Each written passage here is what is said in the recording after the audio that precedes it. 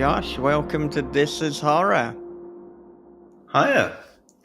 Good to be here. Yeah, good to have you here. And of course, the occasion is that this is part of a number of Daddy's Boy themed conversations that we're having to coincide with the launch of Daddy's Boy. And of course, you are the sound, the voice of Daddy's Boy because you are the narrator himself. That's right. I mean, where do we even begin with that?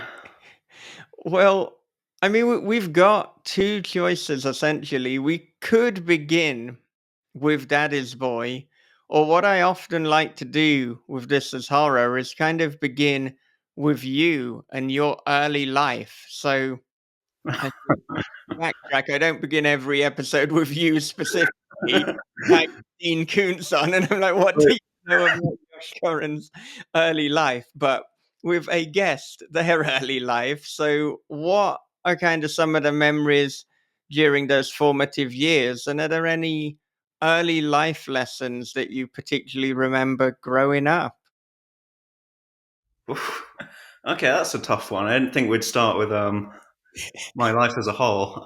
So I was born in Nottingham, um, in a little village outside it called Stapleford, and I've always sort of been a performative type. I always enjoyed the drama classes, the music and singing classes. But in the background, I was still having to work on my maths and English and try and get a career that way. Um, then left Nottingham and went to Lincoln to study drama and theatre. So I became one of the theatre kids for a little while, just having the time of my life up on stage, doing that sort of stuff. But then, as happens with a lot of theatre kids, you leave university and it's like, well, now time to get a job. And so I met someone there called Daniel Willcocks, who I think you know. I'm very Um, familiar with Daniel Willcocks, yeah. yeah. So the first time I recall him reaching out to me was I was running a creative writing society for the Students' Union at Lincoln. And I just got this Facebook message from this person saying, "Hey, I'm an author. I was wondering if maybe I could come in and share some stuff about my books or run a workshop." And I said, "Yeah, sure." And then a couple of weeks go by and said, "Oh, sorry, something's come up. I'm going to have to reschedule." So that's fine.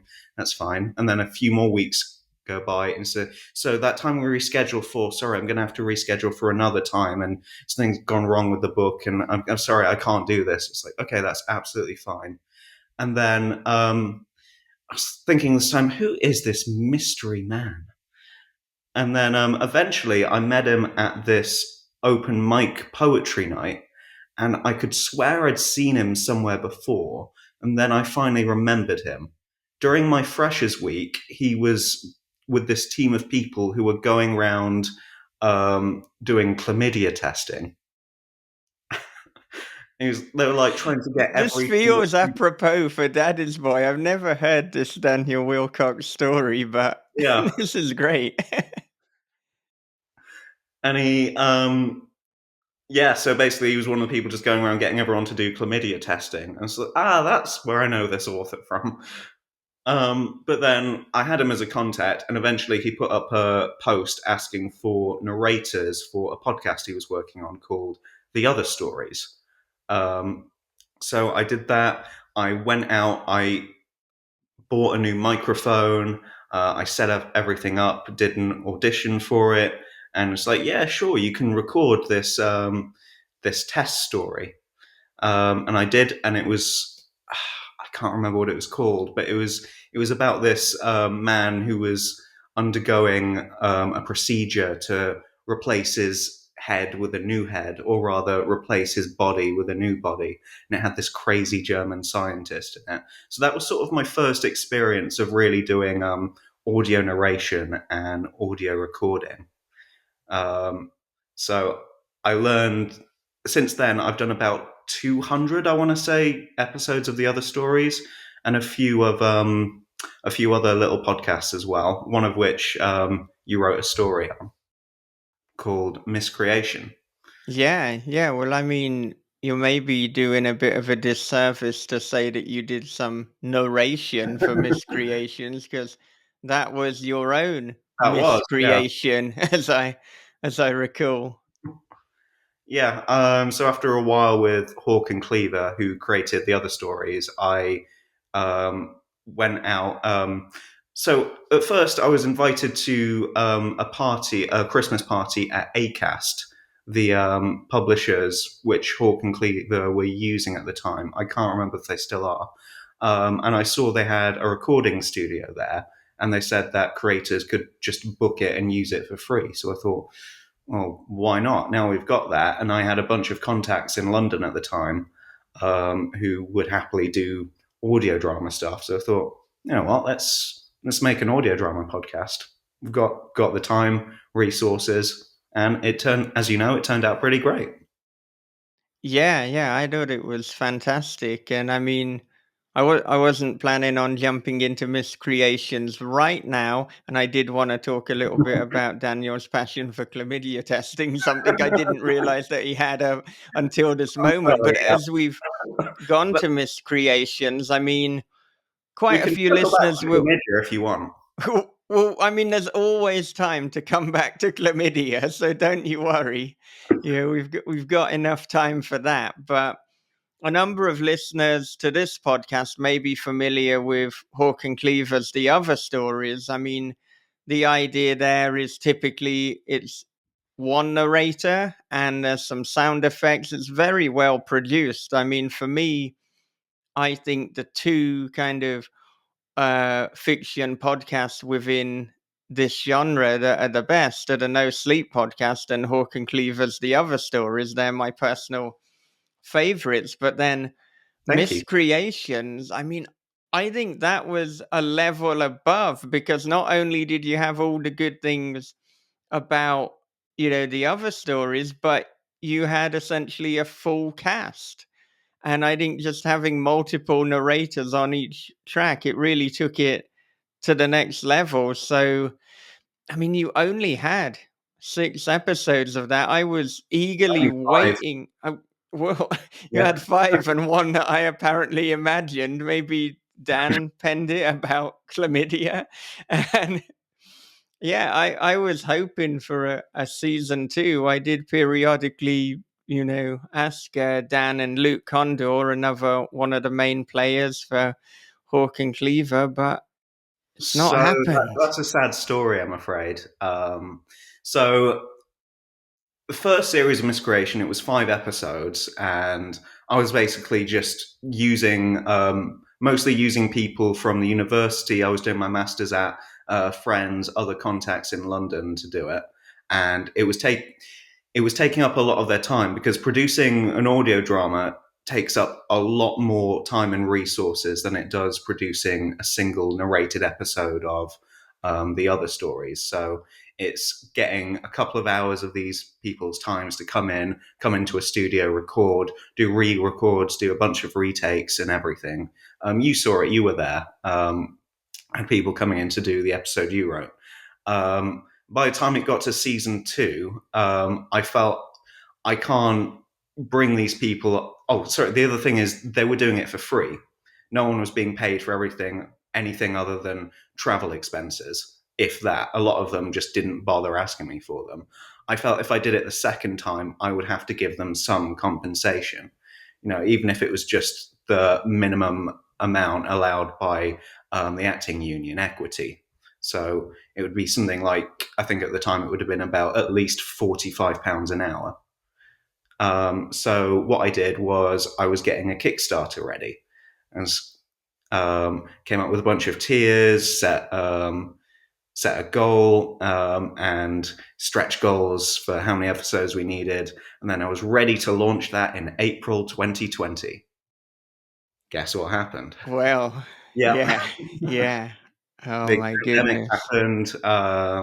No one was. I could have done it over Zoom or something, created something like that, but it wouldn't have been the same because one of the things I really enjoyed during the recording of Miscreation was the chemistry, the cast chemistry. You could see people bouncing off each other, so all getting together to feed that energy in the room. And I've listened to some audio dramas and some stuff like that that's recorded remotely with people in different rooms, and it doesn't sound right, I'm afraid. Like even the really high quality ones, like sometimes you get sort of they're recording on different microphones and their audio is not equalized properly and it sounds a bit weird, or there's different room background noise. And other times it's like they're just reading the script to themselves in a room, and it just doesn't sound like it's two or three people having a conversation together. So I decided if I wanted to do a season 2, it would have to be people in a room together, recording. And then during the pandemic, I left London to live in Milton Keynes. Uh, at the moment, I'm living near Heathrow Airport, so sorry if you hear any plane noise. Um, so yeah, I went to live in Milton Keynes because basically London landlord bullshit. They wanted to raise rents horribly, and I had a friend who just bought a house. So sadly, also during that time, I lost a lot of the contacts I had for that living in London because they'd all moved away as well. They'd basically moved out all across the world. So now I'm back in London, I sort of have a chance to rebuild some of those contacts again and maybe look at series 2 of Miscreation. Who knows?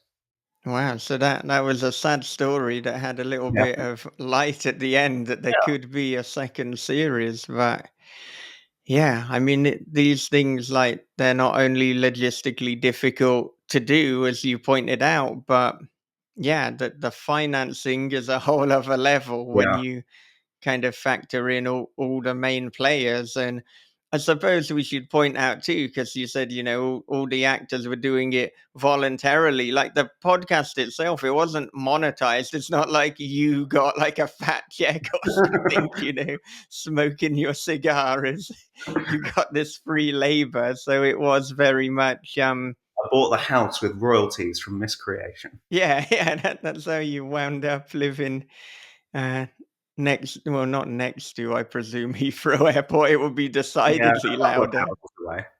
But I mean, living so near to Heathrow, that must present another challenge when you're doing kind of voice work in your own home because, Yeah, but I mean, it's always been a problem.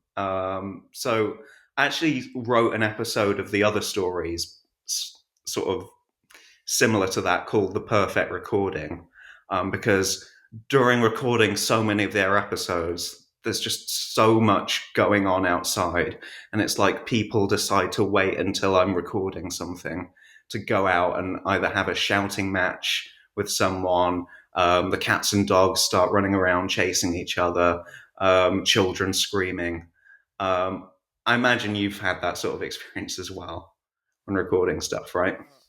oh yeah, the other day I was doing a episode to promote the book on a different podcast, and it happened to be the same time that my local area decided to have a festival. So there were men literally walking past the apartment, banging drums and singing in Japanese, which, given I live in Japan, the singing in Japanese wasn't so unusual. If it happened in London, you'd be like, this is a really bizarre kind of festival. You might think it was a ritual and get quite frightened. What is happening? And the co-host, he lives very near a train track, so yeah, he has to be pretty quick to mute his microphone because that train is a rolling. But going back to writing and the other stories and voice acting, I mean, one of the most effective early stories on the other stories was Daniel Johnson. You wrote that. So, I mean, for people who haven't listened to this cult classic, how would you describe Daniel Johnson? What is the elevator pitch? Um, A man wakes up next to his wife, Daniel Johnson, and his kids, Daniel Johnson, and goes about his normal day. That everyone in the world is now Daniel Johnson except for this man, and that is normal. That's how I'd describe it in an elevator pitch. I'm not sure if it would get approved in that elevator pitch, but I don't know how else I'd pitch it like that. I mean, so this is pretty much my introduction to your work as a writer. And I mean, so firstly, do you consider yourself in equal parts a writer and a actor? Are they both of a kind of equal weighting in terms of your love for creativity? And how typical is this wonderful slice of, I mean, almost bizarro or surrealist fiction for what you do when you're writing? That's a really difficult question to answer. Normally, I'd just say I'm a creative because, like, I just tend to do a bit of everything. Like, I enjoy pretty much every sort of aspect of it up to a point. So I love writing stuff, narrating stuff, acting on stage, acting via audio, just whatever the creative medium is, except for visual art, which I'm crap at. I just sort of jump into it. And I'm going to sound really pretentious saying this, but I feel it's limiting to just say I'm a writer, I'm an actor, or whatever. But um, so I don't care what the label is really. I just say creative, and this is what I'm doing right now. I'm narrating this right now. I'm writing this right now. Um, Sorry, what was the question again? Might have to cut around Well, this. I mean, you definitely answered the question because it was essentially in terms of like writing and narrating about the kind of weighting in terms of identity. But you said your identity is as a creative, so you don't even think in those terms of like, oh, I'm 60% actor and 40% Yeah. writer. And then the other part was how typical the Daniel Johnson story is to, I suppose, your preference when it comes to writing. I mean, is there a genre that you feel most comfortable in? Again, not really. The reason I wrote Daniel Johnson as it was because I was specifically targeting the other stories as a platform. I think it just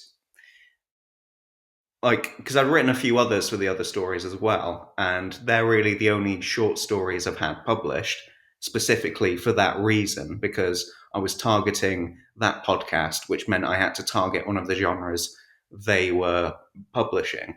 I've had a few different ideas in sort of other genres as well, which some of which I've worked on, some of which I haven't. Um, but I don't really have a preference. It's just generally what I feel at the time.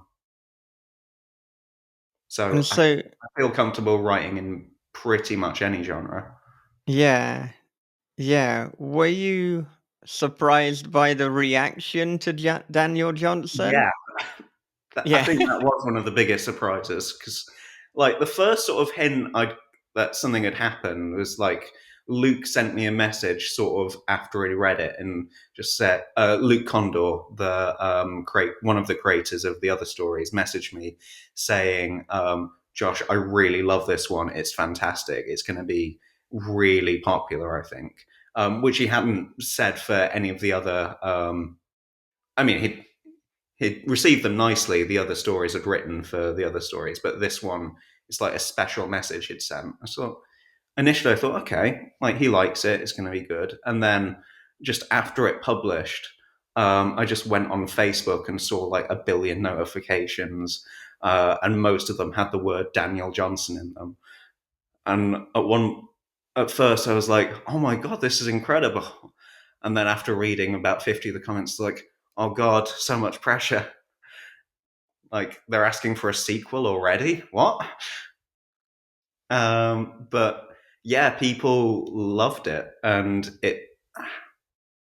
don't know, it just sort of stuck on for a while, and it became sort of a little bit of the other story's identity. Yeah, and I think for people who haven't heard it, I mean, you've given them the pitch, which, of course, Yeah, another pitch is just two words, Daniel Daniel Johnson. Johnson. Yeah, But it's available now, given that like it's a podcast, they don't get rid of it. It's not like one of these where they put it behind a paywall after a certain number of years. So we will link to it in the show notes and people can, experience the magic of Daniel Johnson. But yeah, I suppose too, it's because it's such a, I mean, it's easy to quote because of the nature. It's kind of something that you can immediately become a part of and, and reference to your friends. So I haven't got the statistics, but I imagine it must be one of the most downloaded episodes too. I, I think so. Yeah, just because it's one of the earlier ones as well, and it's very easy to re-listen to as well. So Yeah. I think a lot of new people going into it will be listening to that episode because it will appear near the top of like Spotify charts if you search a podcast or other podcast platforms. And also, they did a re-release as well with Luke narrating it. Oh my So, goodness. so Because it's I on there think twice. was the because did Persephone Yeah, narrate it's it? definitely narrated the original. Wow. There's an old I didn't even know there's an alternate version. Yeah, Oh. I mean they you've could got the keep. American version and the British version. Yeah.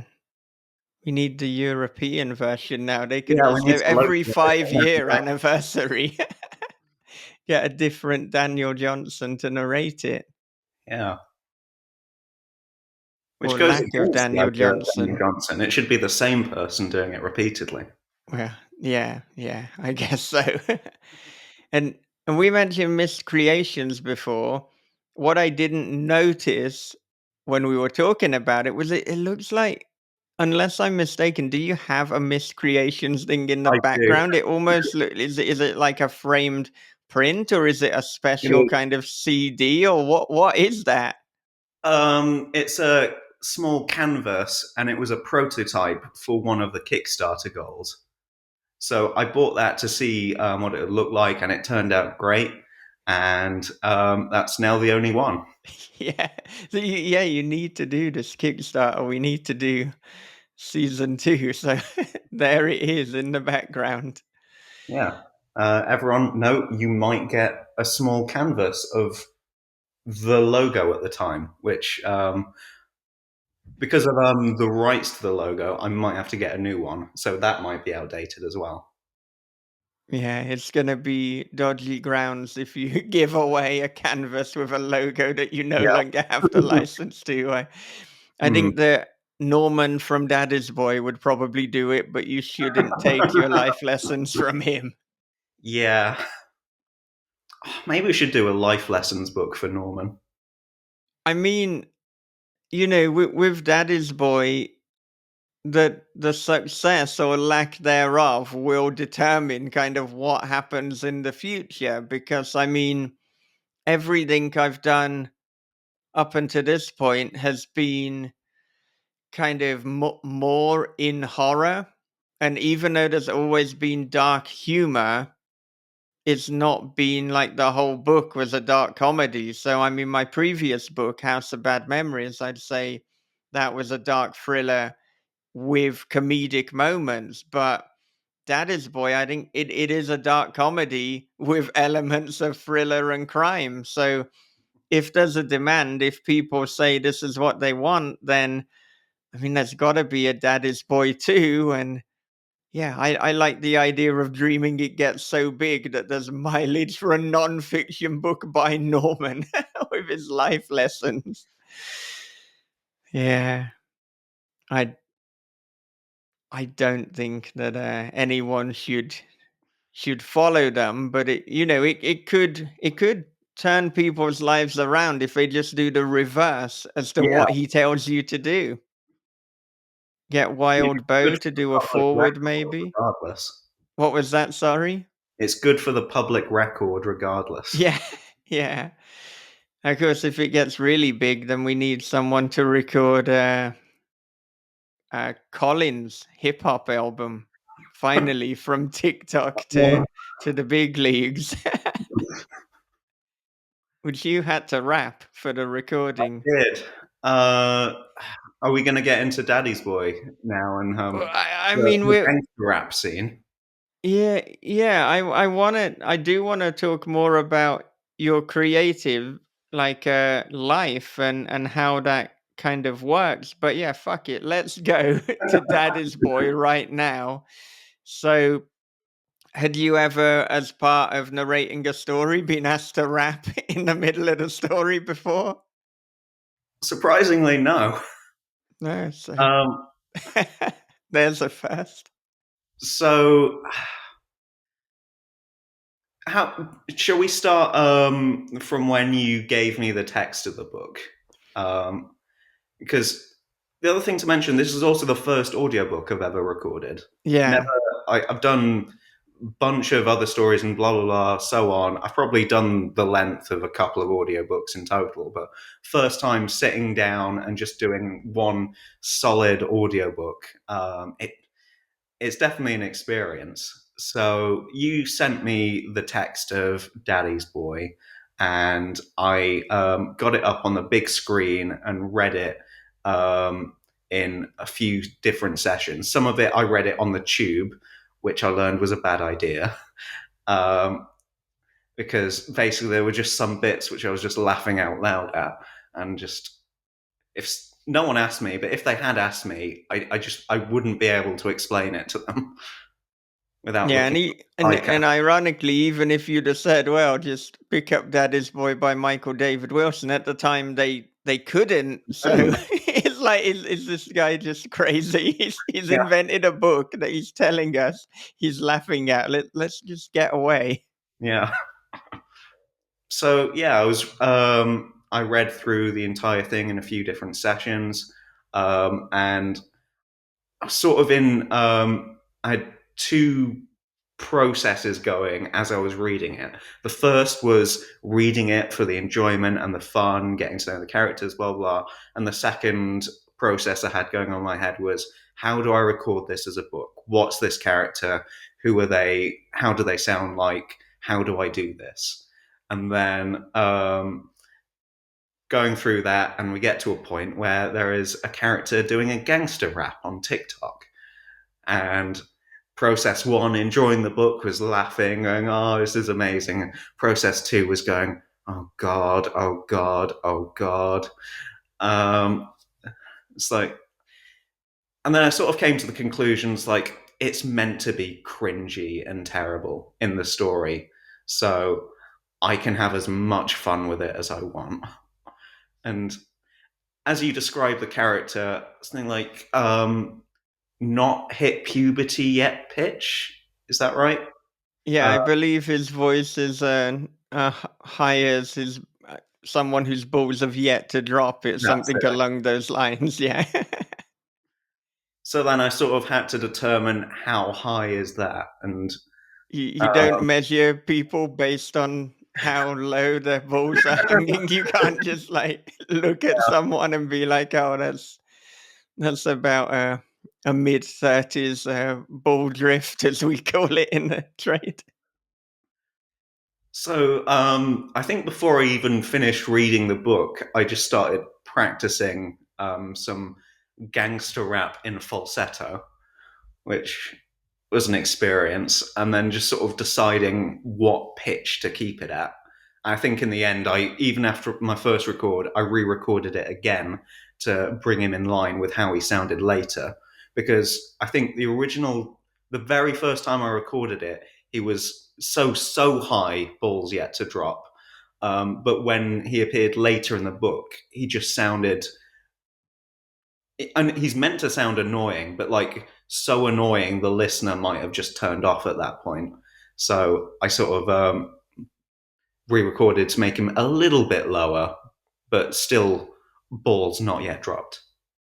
Or like maybe one ball had Yeah, just a maybe. little, just a Yeah, cheeky, half a ball. yeah, Yeah. half a ball. Yeah, and I mean, so you were talking about practicing Yeah. rap. I know as well that there were whenever you had to re-record, you would shout the lines rather loudly multiple times. I Not wonder, all was the was lines. I wasn't shouting all of the lines. no, no, no, not. Only lines that were shouted originally. Yeah, so we should clarify that otherwise people might not want to buy the audiobook. It's like he just shouts it, everything. Um, was there ever a moment where like you were practicing or you were narrating and you kind of knew for a fact that somebody did overhear you, or I don't know, were you practicing gangster rap and and then someone walks in? Oh, No, definitely not. I would have taken a million precautions before I let that happen.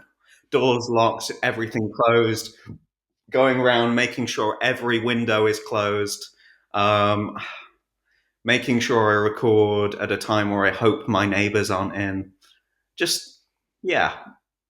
Um, I've done a little bit of soundproofing to my room. I've stuck up acoustic pads on it. So, fingers crossed, no one can hear me when I'm recording in there. But there's always that worry, that anxiety that someone is when I'm recording a line such as, I did have a wank to Andy Peters. I did have a wank to Andy Peters. I did have a wank to Andy Peters. and of course now This you're one isn't a possibly. I soundproof. was gonna say now you're saying that in a non-soundproofed room. I believe you're not in. Yeah, it's This. a bank holiday currently, so I'm sure my neighbours are all in, I and hope I'm that having they a heard different you room a as few well. weeks ago when you did it, and it's like, oh God, he's talking to someone else about his Andy Peters wank. Why? Yeah. So this Wow. is Exhibit D right now. They've already got Exhibit A from a few weeks ago. Yeah, maybe one of them is gonna take you aside and be like, "It's okay. We all Andy do it, Josh. Peters is reasonably attractive. It's fine. Yeah. Don't worry. You're in a safe space. This is a progressive area. You can wank to Andy Peters," which is That one of the area take of homes for Heathrow. readers. But I mean, what were some of the parts that you had to retake the most, apart from the aforementioned Andy Peters? So there's two parts for different reasons. I'll try not to get too much into spoiler territory. So the first part was a character called Gary. Gary only really appears in the latter half of the book, and he's this gangster working for big old Tricky Ricky, and he's fairly low down the food chain, not as low as Colin or high as Colin. I can't remember. Um, but when I initially recorded him and I sort of had the idea for how to do his voice, I can only really describe it as generic thug. And after I finished recording the whole thing and I went back to him, just listening back, I thought, I really don't like his voice in this. Partly because he's got a brother, Pat, and the two sounded nothing alike, as though they hadn't grown up in the same house or whatever, and it seemed weird. So I just went back and I re-recorded him with a completely different voice, something a bit closer to Pat's one, but a bit pacier and a little bit higher in pitch as well, just to get him more feeling like they're part of the same family. The second one was Norman, who is one of the biggest, mainest characters in the whole book. But the reason I had to re record him is my own fault. in that I created a voice for him fairly early on, and I thought I'd stick to it.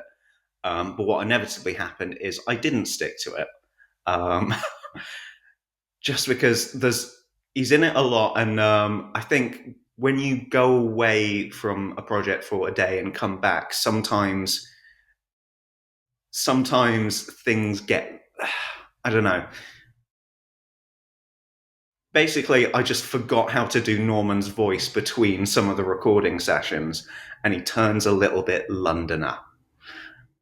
So I didn't realize I was doing it at the time, but then after listening back to the chapters, you find that his H sounds aren't coming through. He's not saying he, he's saying E, and all those other little Londonisms coming through in his voice. And then after re-listening, it's like, oh God, what have I done with him? And then there's other little parts which you pointed out where he's accidentally gotten his voice confused with another character called Cummy Ian, which is another. So if I circle way back to that first podcast I did with Hawk and Cleaver, the one with the German scientist, I had that exact same problem going back. So the German scientist at the beginning, he's quite mellow, and he says they're going to do a procedure where they will remove the body and do this. But by the end, he turns into sort of crazy wacko German. It's like, oh no, the bodies are rejecting the heads. Oh, what will we do? And early on, I learned to try and go back and keep those voices consistent. But I think over 7.5 hours, it became a lot more difficult.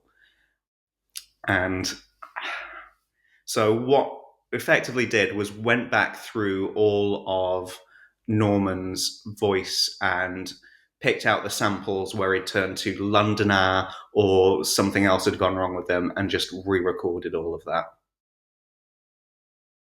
Yeah, but I think it really served the story a lot because I think as well, I mean, the kind of early recordings of Norman, whilst they were good, it was almost too tongue in cheek. He was almost Yeah. too larger than life. Whereas, once you re recorded, I mean, obviously, Norman is a hell of a character. He is a bit larger than life, but it was just kind of turned down and more consistent. And Yeah.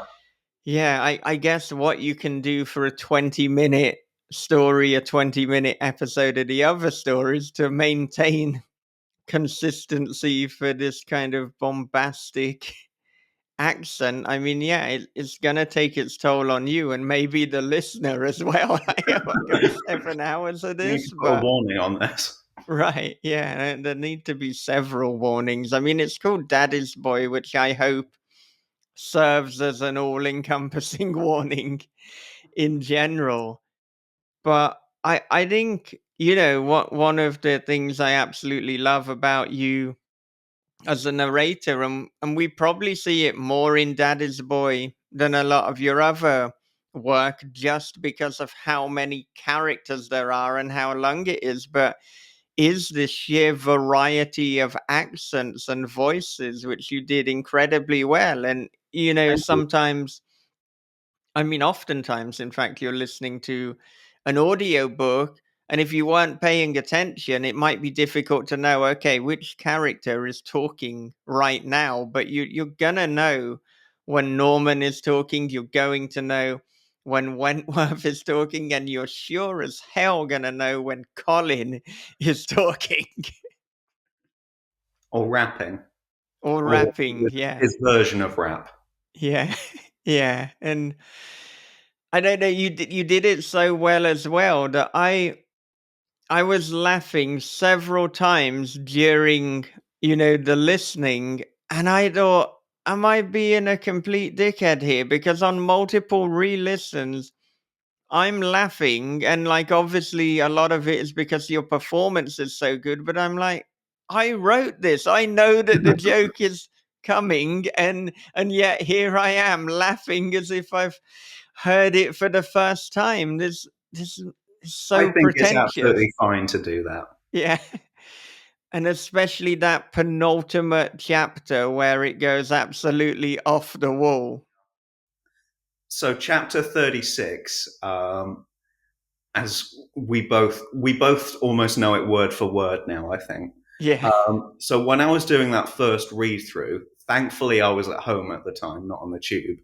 But I was reading through it, and my first process, I was reading it, I was laughing, I was having so much fun. My second process, screaming internally, going, "Oh my god, there's so many people in this. How do I do this?" And they're talking to each other, talking to different people, going off, doing their own thing. It's like, um, so my first thought was internal panic. But rising panic is sort of a theme of the book, I think, and that's a lot of Wentworth's arc as well. So I channeled that into it, I think. Yeah. But Yeah. yeah, Enormously successfully. And like, I can't wait for people to listen to it. And I'm not gonna have to wait too long because not too it's long, gonna no. be available on Spotify, I believe, when it comes out, which is Yeah, tomorrow at the time of recording, and Libro FM, and the other places will shortly follow based on their own goddamn distribution time chains. So, it's going wide. It's gonna be available everywhere. So if it's not on people's kind of audiobook platform of choice now, then it's on its way. yeah, And in fact, like I was gonna say, people will be able to listen, for free to a little sample. And yeah, I yeah. wasn't It's planning on talking about this, but I actually think the retail sample is something we could talk a little bit about, because I mean, when you put an audiobook out, it's standard practice that you will put a retail sample, so the preview section of up to about 5 minutes. Although there have been some that I've listened to for audiobooks that were as much as 10 minutes, but that's definitely not the norm. It's normally between about 2.5 to 5 minutes as that sweet spot. And the typical thing to do would be to have it quite near the start. However, there is another thing, which is you're not meant to have profanity. And I mean, one of the blurbs does call this a profanity laced cocktail, and I think that is quite accurate. And there's a lot of swearing. You I tallied did a up. swear count, Yeah, if you you did a remember, quite swear early count, on. and we can swear on this as horror. So I think fuck was number one. Was shit second, or did cunt come second? I think I've not I think said that on Hunt the was podcast. close third. Yeah, Shit. yeah. But in total, fuck, cunt, shit, and its their variance was, I Mm, think, 0.6% of the word count. yeah, yeah. So that's a admirable Yeah. word count, or an admirable percentage, particularly if you like profanity. And so this means that, like, it's enormously difficult to find even a 2-minute section that does not have swearing. So we were discussing what to do. One of your solutions, which I ultimately didn't go with, and I just found too jarring but hilarious, was you gave me a section and you're like, what if I literally bleep out the swearing? But there's a bleep every 10 seconds. And my big worry as well was like, what if people listening think this is the final product? And I don't know. I mean, it it was very funny. So, but I think it would be so funny that Yeah. after listening, you'd probably be like, "Well, I've not a clue what the fuck was going on there." But yeah, you would be none the wiser. So, in fact, what we did was we took one of the sections where there was hardly any swearing. Um, I think you changed a few words, I and only they changed one shit to stuff, yeah. and that's it. But there were some other minor swear words in there, like bloody and bastard, which we weren't sure if Find Away Voices, the Yeah. platform publishing, would take issue with. But fortunately, they didn't. They were fine with us bloody bastards. Yeah, so I think one of your things was like, look, they say that on Coronation Street all the Yeah. time, and Coronation Street is referenced at least a couple of times in Daddy's Boys. So I thought, if it's good enough for Corey, it's good enough for us. And as Norman says, you don't bloody think you're better than Corey, do you, boy? And no, we don't. So Yeah. there it is. I wonder, what did you find to be the funniest parts of the story or the funniest parts to record? So the line that made me laugh out loud on the tube is, "You steal candy from babies too, or do you just go up to prams and punch the kids dead in the face?" Yeah. It's out of context, it's going to sound really bad, which is why I didn't explain it to people on the tube. But um, yeah, um, I it don't sums up sort of Wentworth's sardonic nature as well, and his reactions to Norman. yeah, I think there's a number of things that out of context would be very offensive and difficult to explain, but equally, even when you put them in context, it's like some might argue, I'm not sure that it's any better. But Uh, well, I'm glad that am I glad? I think I'm glad I could create that moment. I realize I'm saying I'm glad I could make you look like a fucking idiot and maybe be marginally uncomfortable. I don't know, but I want people to react to the book. I want these Yeah. visceral reactions. So, as the author, you being uncomfortable publicly, job done. Going back to one of your other things about things during recording, the thing I laughed the most during chapter 36, and like for the most part during the book, during the funny bits, I could just keep a straight face because I'm in character as Wentworth, and most of the time he doesn't find any of this shit funny, and he's sort of, I feel he's using humor to sort of distract himself from the horrible situation he's found himself in. Um, but then when I got into chapter 36, switching between all these different people, and it just turns into a clown show. It's just, for little bits, I just couldn't keep it together. And I think I sent you a supercut of some of that. And Yeah, that's that only like the highlights as well. Like if I'd sent you the whole thing, you'd still be listening to it now. well, maybe for the audio listeners rather than the video version, but for the audio listeners, maybe I'll put that as outtakes at the end of this episode so that they can just hear, you cracking up while trying to narrate.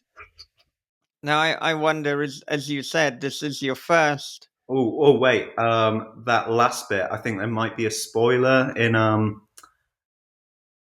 I think one of the third lines are recorded. Major Okay. spoiler. Well, I'll listen back, and Yeah, if there's like a big spoiler, then we yeah. can we can cut it.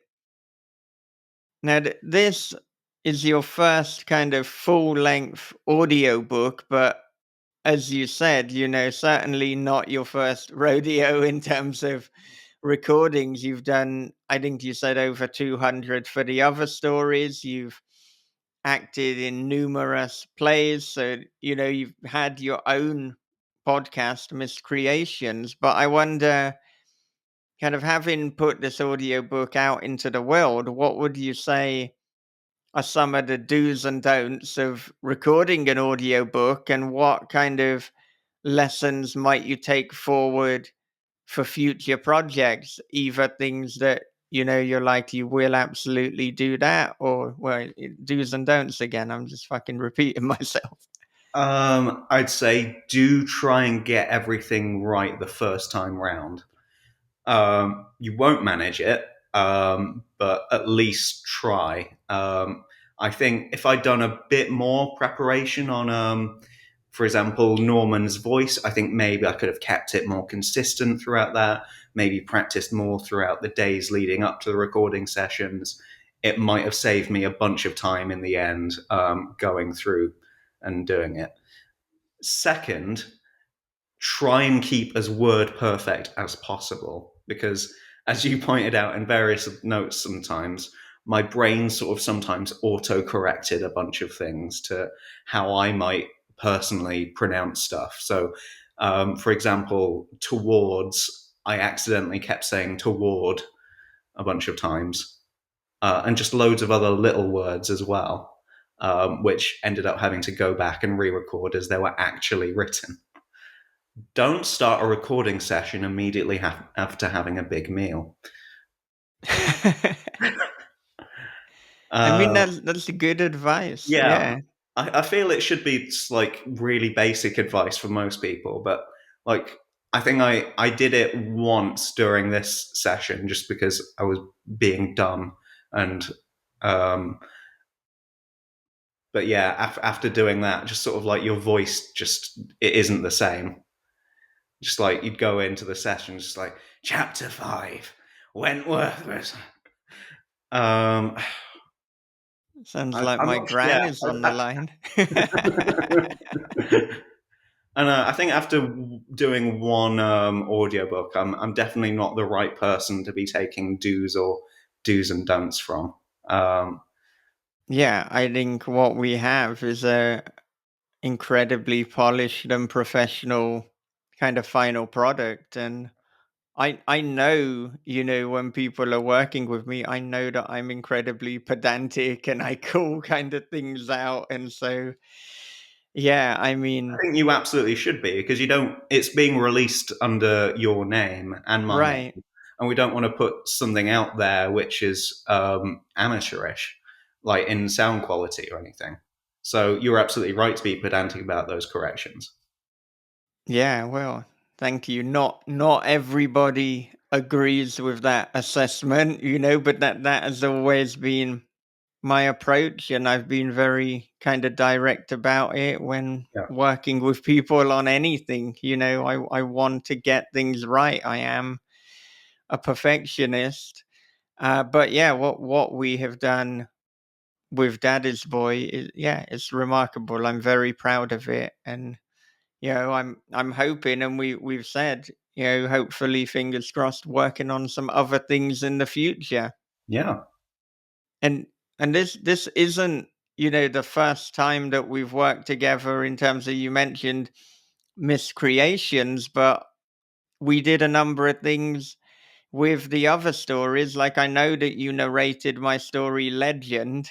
That's yeah. one that particularly comes to mind. The boy in the penguin costume as Oh well. yeah, yeah. That's a story that a lot of people say, "What the fuck was that?"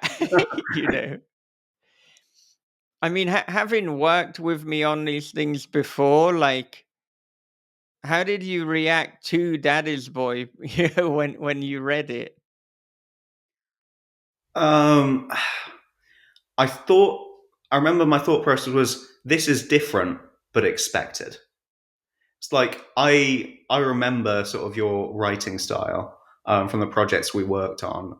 I thought you'd taken it to a new level with that, but it has your voice through it entirely. Like if you'd given it me without the author's name, I probably could have identified it as you. Yeah, that's a tremendous compliment, and like I'm glad, and that that I think recently, over the last few years, I've just been leaning more into being authentically me, even if Yeah, it is perhaps ironically meant that the fiction that I'm writing is less and less commercial, but at least I'm having fun doing it. yeah. And so, you know, uh, maybe about 30 minutes ago now, before we went into Daddy's Boy, I said that I wanted to talk about your kind of work routine, your creative life? So, I mean, you said before you're doing all sorts of projects, but what does a typical week or a typical month look like for you? Do you have a day job alongside the different creative projects? And like, how are you structuring your time? 100% have a day job. I'm not from a. I don't have a rich daddy giving me money to pursue these interests, and I definitely don't make enough money off miscreation royalties, I'm afraid. Yeah. So yeah, I have my day job, IT technician at a university. So that takes up most of my time, but it's a great job, quite fulfilling. Lots of interesting because it's a creative arts university, so get to meet a bunch of people from different backgrounds there creatively, um, and then go home, meet up with friends. I play a lot of like D&D with friends as well, which is creating stories together, collaborative storytelling, if you want to put that spin on it. And in the past few years, I think I've been, writing and performing less and less. So this has given me a great opportunity to come back to it a bit more and put more hours into it. It's, recording Daddy's Boy, but yeah, it's. I'd like to give you some official structure, but it's there isn't one really. It's just if I think of something and I want to do something and start working on something, I just do it. I put some time together and do it. If not, I'm doing something else. I'm relaxing or chilling or doing something else. So, in conclusion, no real official structure for me. Yeah. Yeah. And I mean, what are some creative projects that you currently have on the go, or what are you looking to do in the future? I'm writing what I'm writing a novel. At least I think it's a novel at the moment. It might turn into an audio drama or something else, depending on how it goes. My elevator pitch for it is you think that films are created with actors and sets, but no, filmmakers actually go to alternate dimensions to film events happening in other universes. I am That's very my pitch for interested in that. And I it. know that my co-host, who it is like kind of 3 a.m. or something in America, that's why he's not with us. He would absolutely lap it up as well. Oh my God. Yeah, you have to keep going with that one and let me know when when it's ready. I want to read this. Thank you. Yeah, I'm into it. We'll It's that listen to kind it. of I'm not sure what it is yet.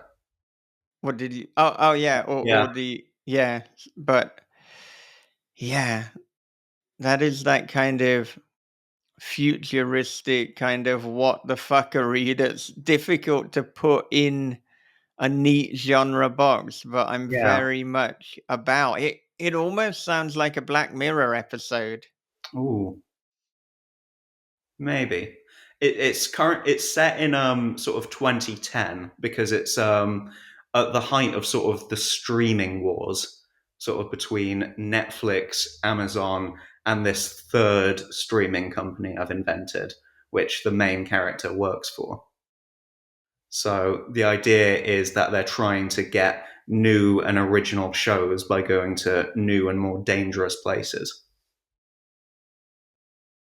Yeah, I'm so in for that. Please keep writing it. Please please finish it. All right. Well, I mean, I wonder, since this is a horror podcast, what frightens you? Oof. Um, hmm. I think my actual phobia is being buried alive, which unlikely to happen, but let's hope not. Other things that frighten me, I don't want to leave it on a bad note though. Like I was going to say a changing world, which might be changing for the worse.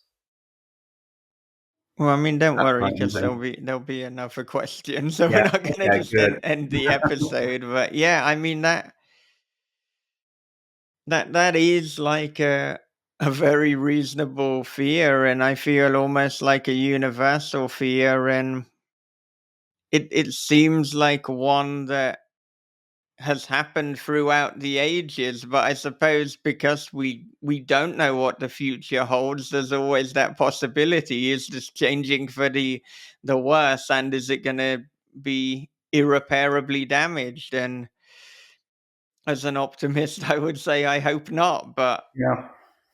I can't tell you, which hopefully you didn't expect going on this podcast. You get the answer. It's like, oh well, it's a waste of fucking time then. Well, what advice would you give to your 18-year-old self? Enjoy yourself, because time goes by quickly, and you realize that the opportunities to enjoy yourself will become fewer and fewer as time goes by.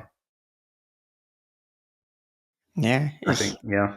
it is very good advice. And if you really, really enjoy yourself with a lot of other people, then find Daniel Willcocks and get tested for chlamydia.